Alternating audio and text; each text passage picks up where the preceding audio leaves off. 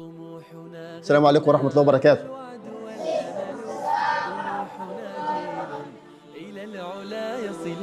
طموحنا غدنا والوعد والأمل، طموحنا جيل إلى العلا يصل.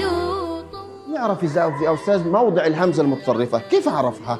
كيف نكتب الهمزة المتطرفة؟ عندنا قاعدة سهلة جدا جدا يا أبطال في كتابة الهمزة المتطرفة.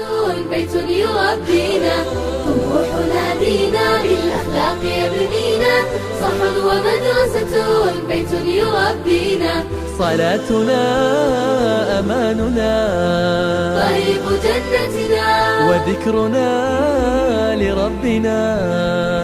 تأملنا الكلمة في الهمزة في كلمة شاطئ، أين كتبت الهمزة؟ على الياء. على الياء. لماذا كتبت على الياء؟ لأن ما قبلها مكسور. بارك الله.